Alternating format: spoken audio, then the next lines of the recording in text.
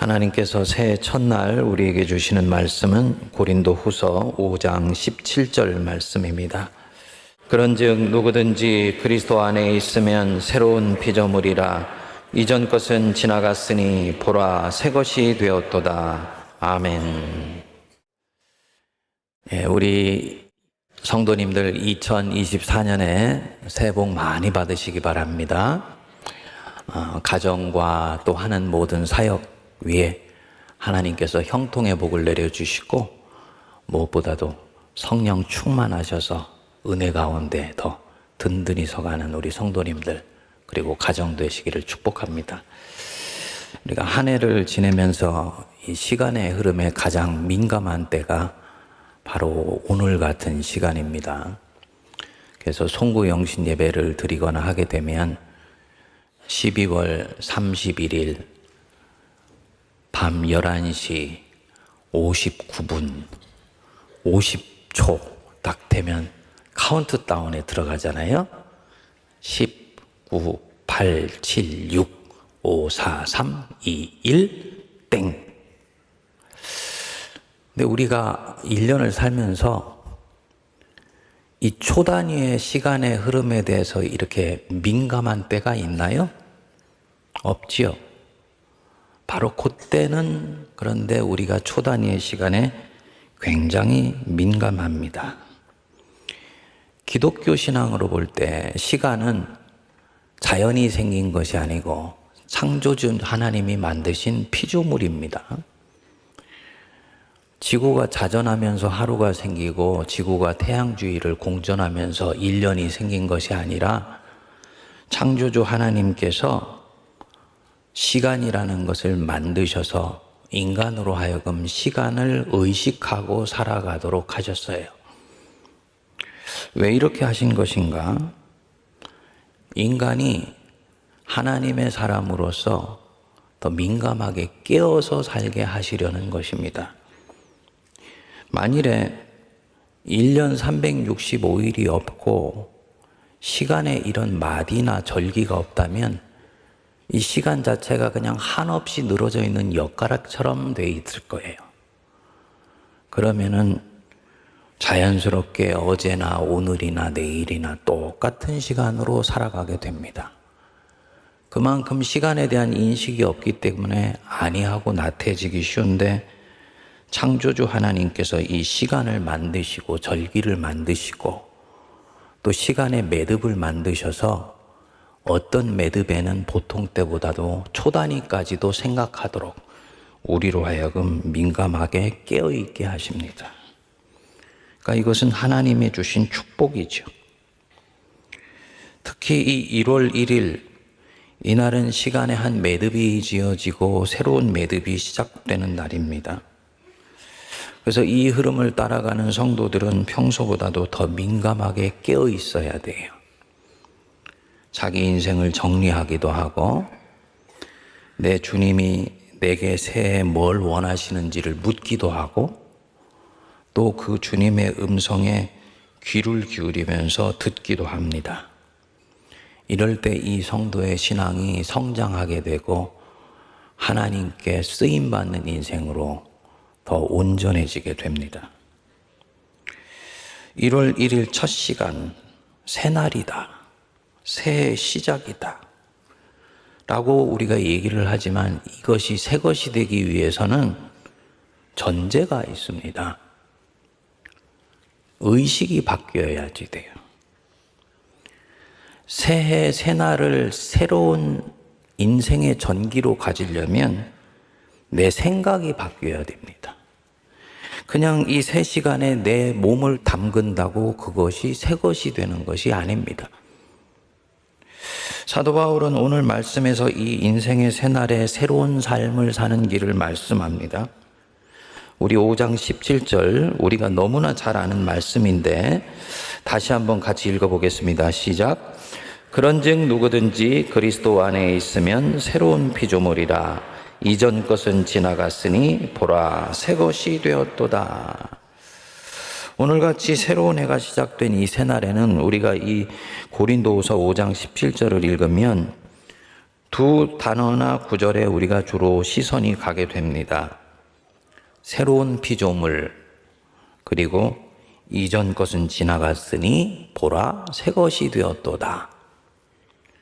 근데 이 5장 17절 말씀은요, 조건문이에요. 조건문이라는 말은 만약 뭐뭇이 되면 그거의 결과로 열매 결실로 이렇게 될 것이다 라고 하는 문장입니다. 우리가 다 새로운 피조물이 되고 그리스도 안에서 새로워지기를 바라는데 어떻게 할 때 새로운 피조물이 된다고요? 그리스도 안에 있을 때, 그리스도 안에서 새날을 시작할 때 그가 새로운 피조물이다. 모든 사람은 낡은 것보다 새 것을 갖기 원합니다. 자기 자신도 옛 것에 묶여져 있지 않고 새롭게 되기를 바라요. 우리 한국 사람들은 참 새 것을 좋아합니다. 그래서 조금 낡으면 새로운 것으로 계속 바꿔나가요. 미국은 가보면요, 10년이 지나도 옛날하고 거리가 똑같아요. 향수를 달래기는 참 좋은데 가끔씩 이 나라가 정말 발전하고 있나? 이런 생각이 들 정도예요. 우리는 10년이 뭡니까? 10일만 지나도 바뀌어 있어요. 제가 10년 만에 한국을 오니까 제일 달라진 게, 이 고속도로 휴게실에 화장실이 얼마나 깨끗한지, 미국에 있는 집에 있는 화장실보다도 더 깨끗해요. 한국 사람들이 굉장히 세련됐어요. 끊임없이 새 것을 추구하고 새 것을 연구합니다. 이번에 제가 이 종교개혁지 순례를 간다고 이제 이태리에서부터 시작을 했는데, 여러분, 이태리 피자가 맛있게요? 한국 피자가 맛있게요? 한국 피자가요, 3배는 맛있어요. 세상에, 피자의 원조보다 더 맛있어요. 왜 그럴까? 우린 뭐가 들어오면 그냥 놔두지 않아요. 거기에 연구하고 고민하여서 더 좋은 것으로 만들려고 계속 노력해요. 그만큼 우리는 새 것을 추구해요. 그리고 그리스도인들은 이 부분에서 더 합니다. 그래서 이전 것은 지워버리고 끊임없이 새롭게 되기를 갈망합니다. 이렇게 되려면 너희가 반드시 한 가지를 명료히 해야 된다. 우리가 그리스도 예수 안에서 있을 때, 그리스도 예수 안에서 다시 시작할 때 너희가 새로운 사람, 새로운 피조물이 되는 것이다 라는 것입니다.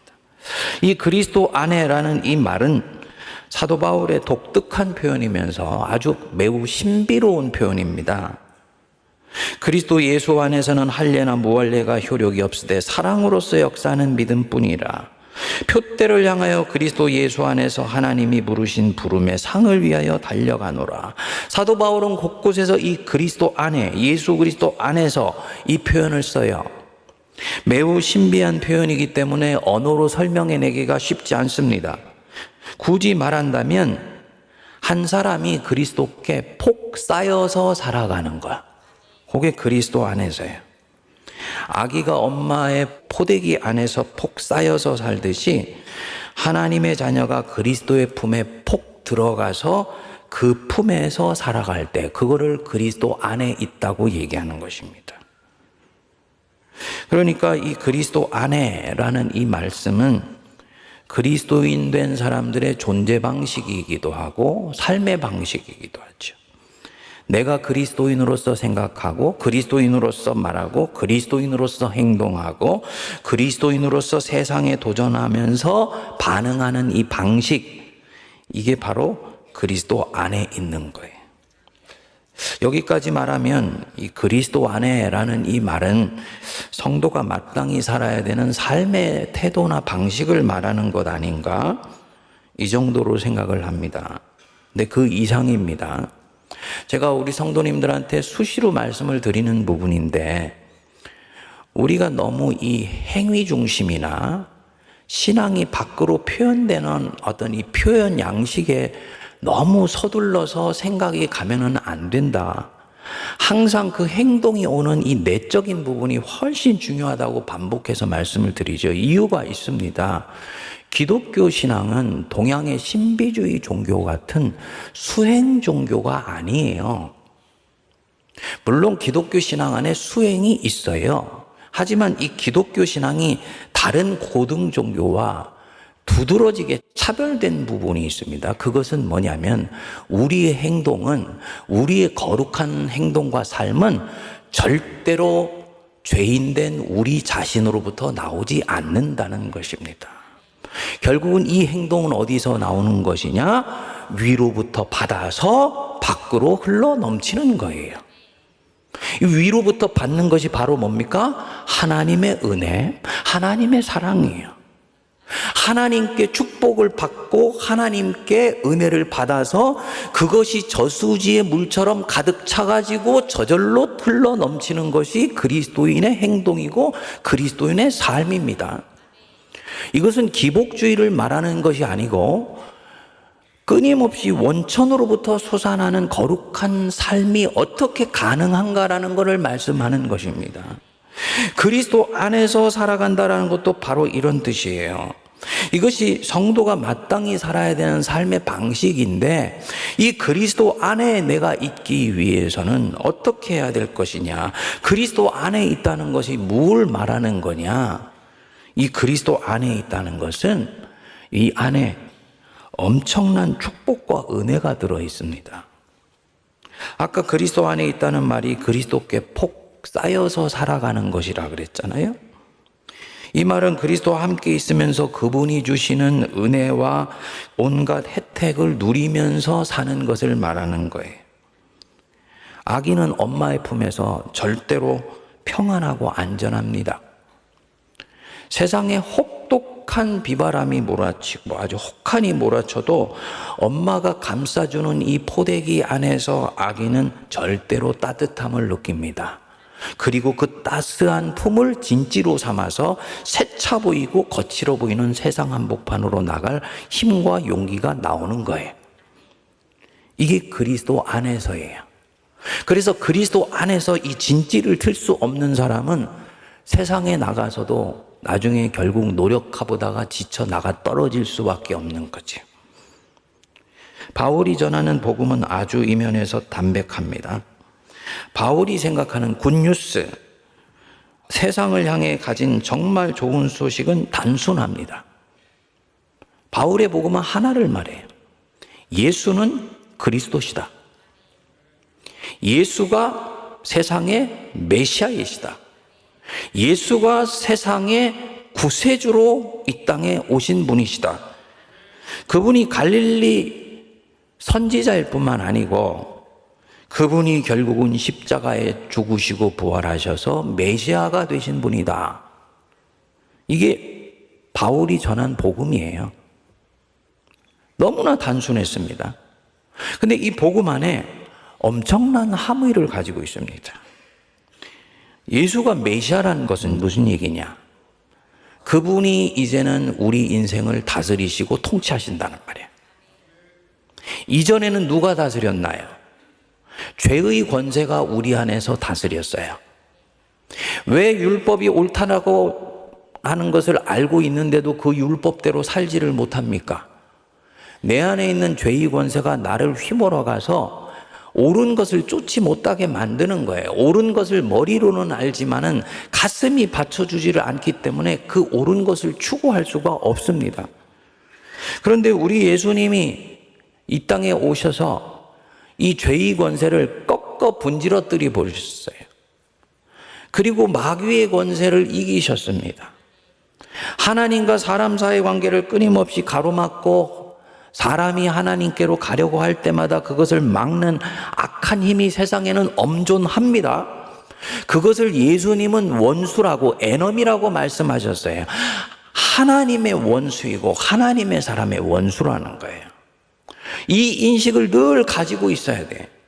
그런데 우리 예수님이 십자가에서 죽으시고 부활하시면서 이 마귀의 힘을 무력화시키셨습니다. 그래서 우리로 하여금 죄의 권세에서 자유롭고 마귀의 힘에서 노임받게 하셨어요. 예수님 자신이 비로소 우리 안에서 우리를 통치하시기 시작한 것입니다. 그래서 이분이 내 메시아가 되시는 것입니다. 한 걸음 더 나갑니다. 초대교인들은 이 부분에서 명료했습니다. 가이사가 황제이고 가이사가 왕이지만 그럼에도 불구하고 우리 인생과 우리를 궁극적으로 다스리시는 분은 오직 메시아이신 예수 그리스도 한 분이시다.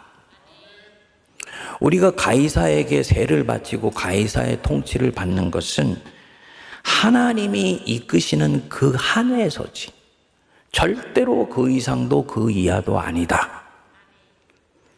그래서 우리에게는 황제가 궁극적인 왕이 아니고 대통령이나 수상이 우리의 통치자가 아니고 예수 그리스도 그분이 우리의 통치자이시다. 아멘 하십니까? 그리고 이분이요 세상을 실제로 이끌어 가세요. 예수님이 마가복음 1장 15절에서 공생애를 시작하시고 난 뒤에 묘한 말씀을 하셨습니다. 예수님의 첫 일성이었어요. 때가 찼고 하나님의 나라가 가까웠으니 회개하고 복음을 믿으라. 예수님의 첫 일성이었어요. 때가 찼다. 하나님의 때가 마침내 이르렀다 이거예요. 하나님의 나라가 가까이 왔다. 세상 나라가 있는데 그 세상 나라 속에 예수 그리스도를 통해서 하나님의 나라가 침투해 들어오신 거예요. 그럼 예수님이 이 땅에 계신 동안에는 세상의 나라 속에 하나님의 나라가 들어와서 자라가시는 겁니다. 당연히 세상 나라와 하나님 나라가 경합하고 경주하고 서로 경쟁합니다. 당연히 이 세상 나라는요, 우리를 다스리기 위해서 죄와 마귀의 힘을 이용해요. 예수님이 결국은 이것을 꺾고 부활하셨어요. 그래서 사도 바울이 선포하는 거예요. 그리스도 안에 있으면 새로운 피조물이다. 뉴 크리에이션이다. 이전 것은 지나갔으니 보라 새 것이 되었도다. 무슨 얘기냐? 세상 나라와 하나님의 나라 사이의 경합이 끝나고 하나님의 나라가 예수 그리스도의 부활을 통해서 승리를 거두었다 이 뜻입니다. 그러면 그리스도를 따라가는 우리는요, 이미 하나님이 승리해 놓으신 이 세상 속에서 초대를 받고 있는 것입니다. 굉장히 중요한 부분입니다. 여러분, 예수님이 내 영혼의 주님이실 뿐만 아니고 교회의 주님이실 뿐만 아니고 내 인생의 주인이실 뿐만 아니고 실제로 정사와 권세 위에 모든 뛰어난 이름을 가지셔서 세상을 이끄시고 다스리시고 통치하신다는 거예요. 그리고 교회는 2000년 전부터 지금까지 이 사실을 강철 같은 진리로 믿습니다. 이 주님이 내 안에 들어오시면 여기서부터 이제 진짜 새로운 일이 시작이 돼요. 질문이 일어날 수 있습니다. 이상하다. 주님이 내 안에 오셨다. 그분이 나를 다스리신다. 이 얘기는 그냥 내 내면에서 주권이 교체된 것에 불과한데, 즉 세상 왕이 나를 다스리던 데에서 예수님이 나를 다스리는 것으로 바뀐 것뿐인데 이게 왜 복음이 되고 왜 능력이 되는 것이냐? 예수님 한 분이 내 안에 들어오시면요, 이분이 이제부터 성령을 통해서 내 내면을 해방시키세요. 먼저 해체 작업을 하십니다. 아까 말씀드렸던 내 안에 있는 이 죄의 권세를 해체하는 작업을 먼저 하세요. 목회를 오래 하면서 보니까 우리 성도님들이 죄를 지을 때 두 가지 이유가 있더라고요. 하나는 악해서 죄를 짓는 경우도 있어요. 근데 더 큰 경우는요, 약해서 죄를 짓더라고요. 옳고 그른 것이 무엇인지 알고 있지만 자기가 너무 약하고 자기 자신이 너무 내면이 어렸을 때부터 이런저런 상처로 병이 들어서 자기도 자기가 감당할 수 없는 그 어떤 영역들이 있는 거예요. 이것이 나를 휘몰아가 가지고 어쩔 수 없이 죄를 짓는 경우가 굉장히 많다는 걸 알게 됐습니다. 전자의 경우는 정죄해야 되죠. 못된 거니까. 병이 들어서 약해서 죄를 짓는 거면요, 그것은 정죄하고 못되다고 얘기할 것이 아니고 불쌍히 여겨야 됩니다. 그래서 예수님께서 무리를 보시고 목자 없는 양 같음을 불쌍히 여기신 거예요. 성령님이 내 안에 오시면 내 안에 있는 이 죄의 힘을 한편으로는 풀어주시고 한편으로는 치유해 주시고 회복시켜 주세요. 그래서 내 내면 안에 진정한 평안이 찾아오게 하십니다. 예수님이 주인이 되니까 내 내면 세계에 일체의 질서가 생깁니다. 그러면은 마땅히 경배드릴 분께 경배드리고 사랑할 것을 사랑하고 경멸해야 될 것은, 지나가는 것들은 경멸할 수 있는 그런 질서를 주세요. 여기서 평안이 찾아오게 됩니다. 평안을 너희에게 끼치노니 곧 나의 평안을 너희에게 주노라. 내가 너희에게 주는 것은 세상이 주는 것 같지 아니하니라. 그러니 너희는 마음에 근심도 말고 두려워하지도 말라. 주님이 우리에게 주시는 가장 큰 은혜가 바로 이 평안입니다. 지난번에 제가 태국 선교, 우리 선교팀하고 갔다가 그 아카족에 있는 무당 얘기 드렸지 않습니까? 예수 믿고는 귀신한테 해코지를 당해서 반신불수가 되어서 꼼짝 못하고 누워있다는 그 무당. 그런데 누워있으면서도 마음이 그렇게 평안하다 그랬잖아요. 예수 믿은 거 후회되지 않으세요? 하고 선교사님 물었더니, 선교사님 그런 말씀 마세요. 제가 이렇게 몸은 누워있지만 제 마음은 천국이 임해 있습니다. 전 너무너무나 평안합니다. 그 예수 믿는 사람의 능력입니다. 이게요, 세상을 이길 힘을 우리에게 줍니다. 제가 요번에 참 추웠을 때 있죠, 그렇죠?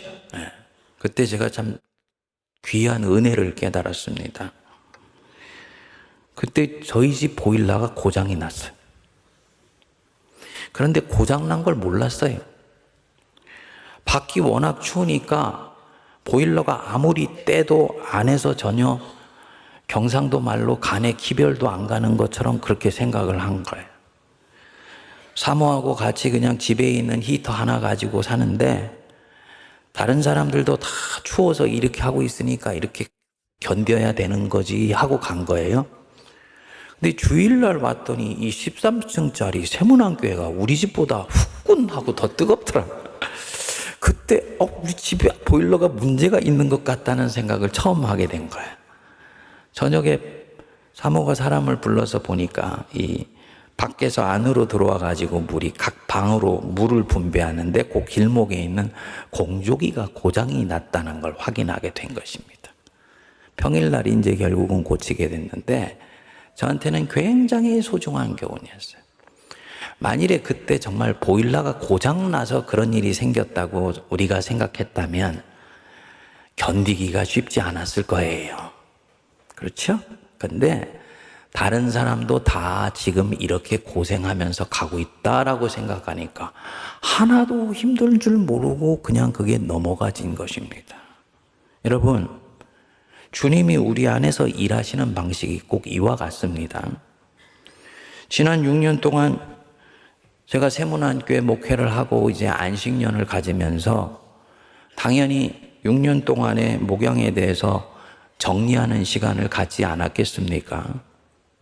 몇 가지 하나님이 정말 감사한 것들을 제게 생각나게 해주셨어요. 첫 번째로는요, 외부에서 공격이 굉장히 많았는데도 주님께서 건강 지켜주신 것. 우리 성도님들이 열심히 기도해 주신 덕에 건강한 가운데 안식년에 가서 회복할 수 있도록 된 것. 그리고 지난 6년에 이 코로나를 겪으면서도 하나님이 우리 세문안교회를 성장시켜 주신 것. 그리고 세 번째로는 그런 가운데서도 목양이 일어나면서 하나님께서 다음 우리 사역의 발판을 만들어 주신 것. 감사하더라고요. 6년 동안 외부에 이런저런 공격들이 있으면서 저를 위로하는 사람들이 그렇게 물었었습니다. 어떻게 그런 것들 다 감당하면서 목회를 하세요? 여러분, 그리스도 예수 안에 있으면 됩니다. 내 양심이 주님 안에서 부끄럽지 않으면 그것으로 충분해요. 그리고 그리스도 안에 내 영혼의 둥지를 틀면 주님의 평안이 내게 임해요. 그래서 외부로부터 오는 엄청난 무게와 압박감을 10분의 1, 100분의 1로 경감시켜 주세요. 없이 해주시지 않으세요.